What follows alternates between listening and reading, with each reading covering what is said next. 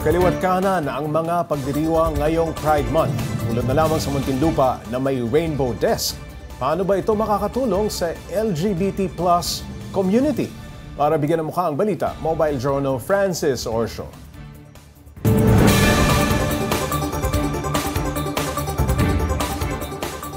Pride is a protest. Ika nga nila, at ngayong Pride Month, panahon na naman para muling buksan at patatagin ang pagtugon sa mga pangangailangan ng mga kapatid nating miyembro ng LGBTQIA+ community.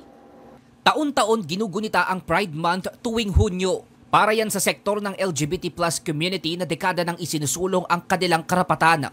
Ilan sa hamong kinakaharap nila ay diskriminasyon sa aspeto ng pagtatrabaho, edukasyon at kalusugan. At yan ang naistutukan ng Muntinlupa City LGU sa pagtatayo ng Rainbow Desk sa City Hall. Ang Rainbow Desk po ay isang mekanismo upang sa gayon, siya po yung parang magiging daluyan, puntahan ng mga LGBT natin para po sa kanilang mga concern. Bahagi rin ito ang pagbuo ng Bahaghari Advisory Council. Isusulong din sa tulong ng Rainbow Desk ang pagbibigay ng libreng livelihood training sa mga LGBT plus members.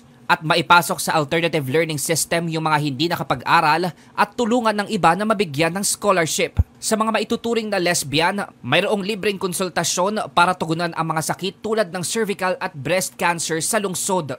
Ang focus po niya, una po, yung human rights ng LGBT. Kaya tapos magkakaroon po ng mga community awareness, no, regarding doon sa SOGI. Kasi para maipaliwanag bakit merong LGBT. No, kasi para maiwasan yung abuse and discrimination. Sa ngayon, aprobado na ng Council ang Rainbow Desk. Makikita ito sa opisina ng Gender and Development Office sa Muntinlupa City Hall. Unang hakbang daw na gagawin ay magkakaroon muna ng profiling para ma-register ang lahat ng miyembro ng LGBT plus members sa lungsod at mas mapadali ang pagbuo ng programa. Umaasa naman ang Muntinlupa LGU na ang bawat barangay nila ay magkakaroon din ng Rainbow Desk. Pag nakita namin na maganda po siya, siguro ang aming next naman po para maging sustainable, magkaroon ng policy, no, na talagang i-institutionalize siya.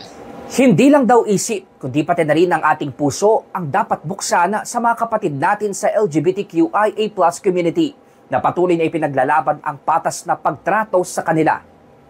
Mobile journalist Francis Orsio po, hatid ang mukha ng balita.